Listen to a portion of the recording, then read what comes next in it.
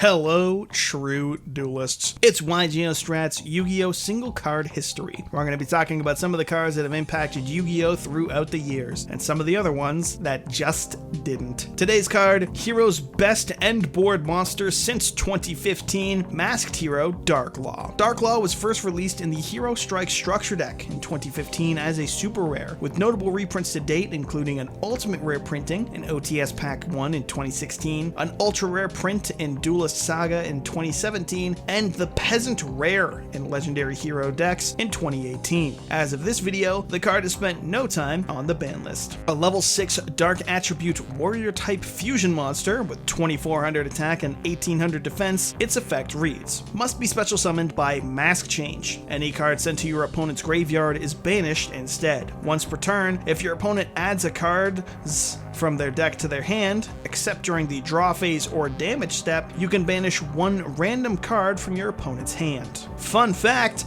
Dark Law is a fusion monster. Can you imagine if that alone was the fun fact? No, it's a fusion monster with no materials. So by conventional means, this is not a fusion monster in any sense, but it's purple and it says fusion. So it's a fusion monster. As I said in the beginning, this monster dropped in 2015, but even now, 8 years on as I record this video, it's still the best part of Hero's end board, going first as far as I'm concerned. But credit to Hero decks since then, they have at least gained a few more plays, and there has been variety enough for me to talk about them here in this video. So with that said, you can probably guess what deck this card saw play in first. That's right, Burning Abyss. Did you see that one coming? Now, credit where it's due, the first and oldest deck list on Yu-Gi-Oh! TopDecks.com is a hero list from an Illinois regional where it got to top 8 in 2015. But other than that, the first deck to see competitive success using Dark Law was Burning Abyss. This is because of a handy little card called Mask Change 2? The second? It's this card. It's a Mask Change spell that allows you to make a Masked Hero monster from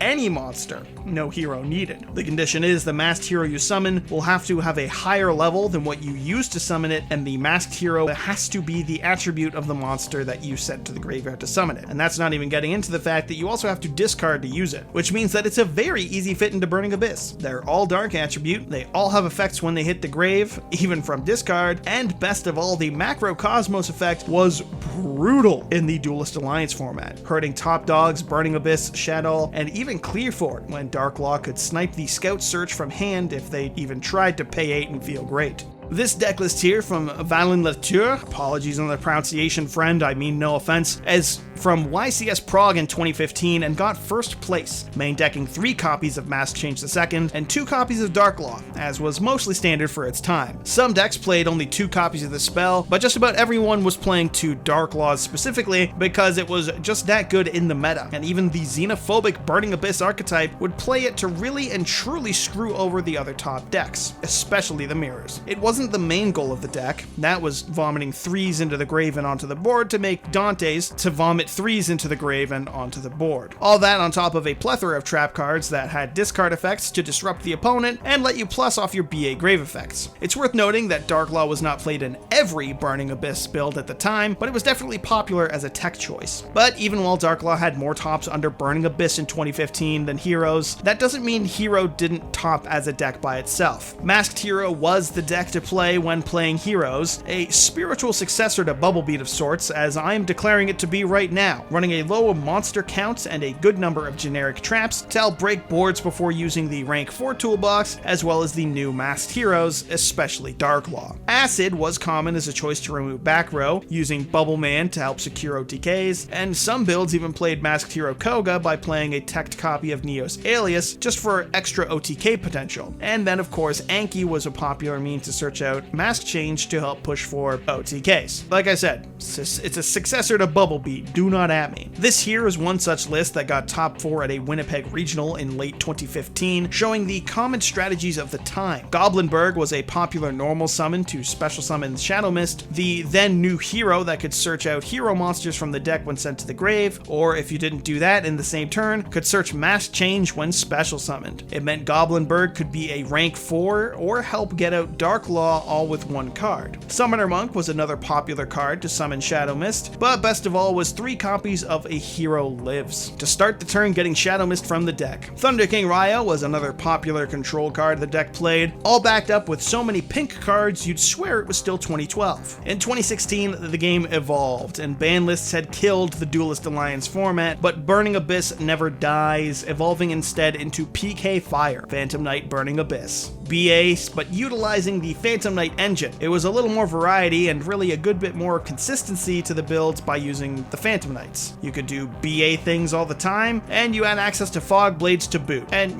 Breaksword. Because why not? Best of all for PK Fire though was Beatrice. Laval Chain 2.0, meaning access to the likes of Farfa or Alec to disrupt the board on the opponent's turn while continuing the never-ending Seer Dante loop. This here is a first place PK Fire build from Bodum Temnik at YCS Toronto in 2016, showing a build of this deck at the time, often playing power traps like Solemn Strike and the best of all, main decked Anti-Spell Fragrance, a common tech at the time able to heavily impede Monarchs and even prevent Cosmos from abusing Cosmotown turn 1, and it hilariously completely shut off the 4th best deck, Draco Pals, from playing at all. The deck would still commonly tech in Darklaw because macro on legs is always macro on legs. The next deck to see tops with the Law came in about 2016, late 2016 to be specific, and early 2017, with the release of Toadally Awesome in Invasion Vengeance in late 2016, and by abusing Norden from the 2015 Megatins. The Masked Hero builds of 2015 had the tools ready to evolve into an even better deck, an even more degenerative one depending on who you ask. This here is Roman Kaiser's top 8 list from YCS Bochum in late 2016 and shows the deck at its best, more or less. It's a slim monster lineup, dropping Summoner Monk, Thunder King Ryo, and Neos Alias entirely, and replacing Goblinberg with instead Tin Goldfish. Functionally, it's more or less identical, but it's not Earth attribute, it's instead Water, which is important because not only can it summon Shadow Mist from your hand, but when overlaying with Bubble Man, it means you've got 2 waters and access to Bahamut Shark, which means access to Toad, giving players and boards not only Dark Laws, but Omni Negates as well. And when coupled with the then new Dimensional Barrier, some solid strikes, and the ever-present Rank 4 toolbox, it made for a nasty deck. Granted, Roman's list didn't specifically play Strike, but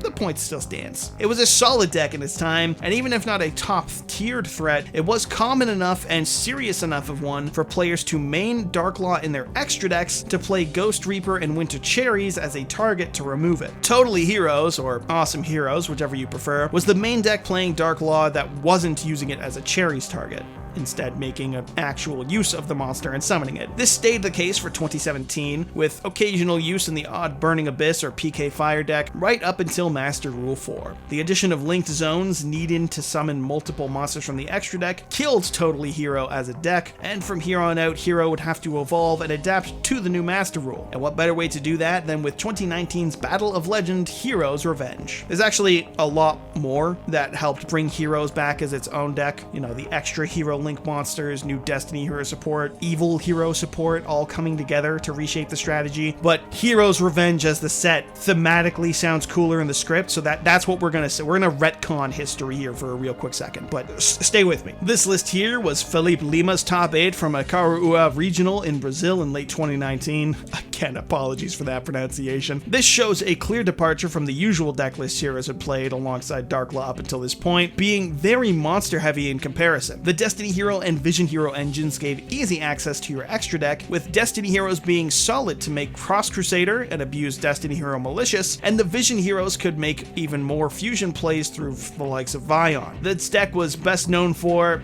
you won't believe it, OTKs. This is most apparent when you compare the trap card count of this build to the other 2 that have been shown in this video. This has really been the home of Dark Law since 2019. Hero has received tools since then, Sunriser and Liquid Soldier, and most infamously probably Destroyer Phoenix Enforcer. These have been added to help make even more popular pushes for game, and in the case of Destroyer Phoenix Enforcer, a second monster to actually have a purpose when on the board when Hero is forced to go first. Really, there's 2 reasons Dark Law has been seeing play through the years. even when hero isn't the best deck. The first is that it's a hero card, and it's one of the most popular archetypes, and this is one of their best cards, so of course people are playing it. But, like I said, it's one of Hero's best cards. Graveyard strategies are as common as they are powerful in Yu-Gi-Oh! It's probably easier to list off the decks that don't use their graveyard than it is to list off the ones that do. There's the obvious choices of decks like Burning Abyss and Chaos builds, or even things like Tearlaments, but even decks like True Draco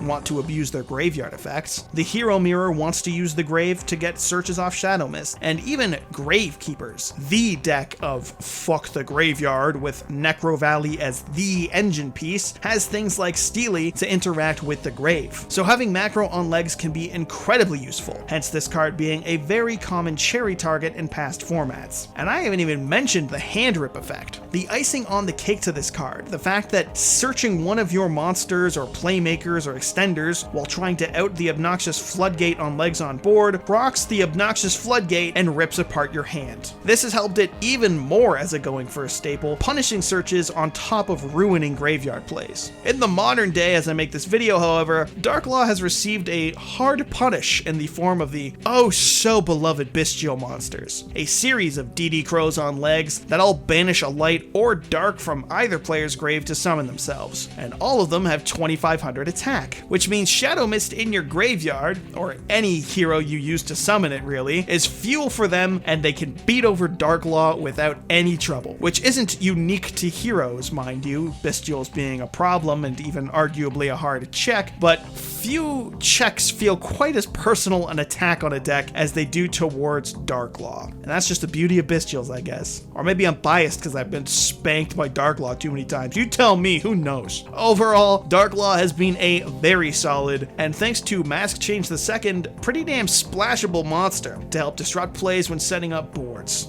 Its ability to rip apart hands and prevent graveyard plays is invaluable. Its presence in the meta, even when not as the top deck, was enough to see it as a cherries target, and it has been the face of heroes since its release, with only a card as powerful as Destroyer Phoenix Enforcer being one to contest it. Its effect is strong enough to have seen plays for 8 years as I make this video, and I'm confident that it will be a staple of heroes for 8 more years at least moving forward. And so, that's our look at Yu-Gi-Oh! Single card history, Masked Hero Darklaw. Stay tuned for our next video, and feel free to suggest some cards to review or what type of video you'd like to see. Don't forget to like, and as always, subscribe to YGO Strats to impress your smokin' Italian wife, and so you too can become a true duelist.